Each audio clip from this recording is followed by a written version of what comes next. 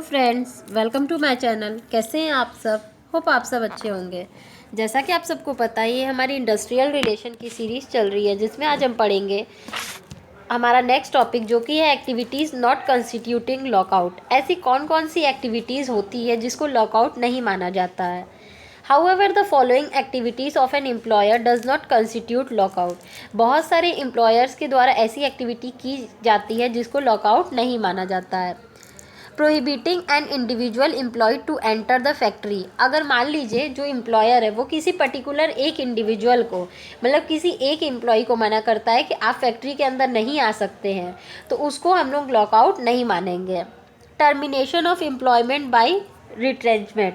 Termination of services of more than one person at the same time. क्या करना, एक ही समय पे सर्विसेज को बंद कर देना और एक से ज़्यादा पर्सन के लिए।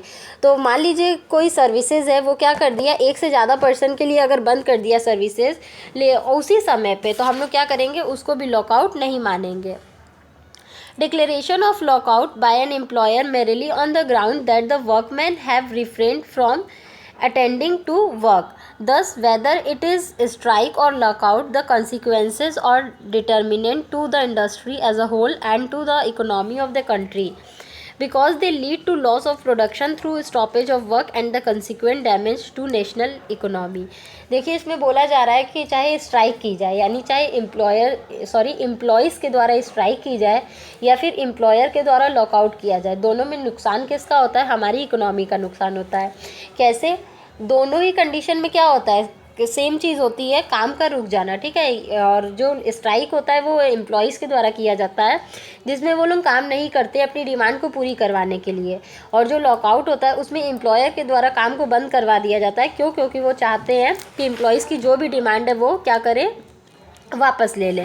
तो दोनों ही कंडीशन में क्या होता है, वर्क का नुकसान होता है, जिसकी वजह से प्रोडक्शन कम होता है, और जब प्रोडक्शन कम होता है तो हमारी क्या होती है, नेशनल इनकम भी कम होती है, जिसकी वजह से हमारी इकोनॉमी अच्छे से डेवलप नहीं कर पाती है। तो बेसिकली ये टॉपिक यहीं तक था। होप आपको ये टॉपिक समझ में आया होगा। फिर भी किसी को कहीं कोई भी प्रॉब्लम हो तो आप मुझे कमेंट सेक्शन में कमेंट करके पूछ सकते हैं। Thank you so much. Please like, subscribe and share my channel. किसी को इस सब्जेक्ट या किसी भी सब्जेक्ट के नोट्स चाहिए तो वो मेरा डिस्क्रिप्शन बॉक्स चेक कर सकता है। Thank you.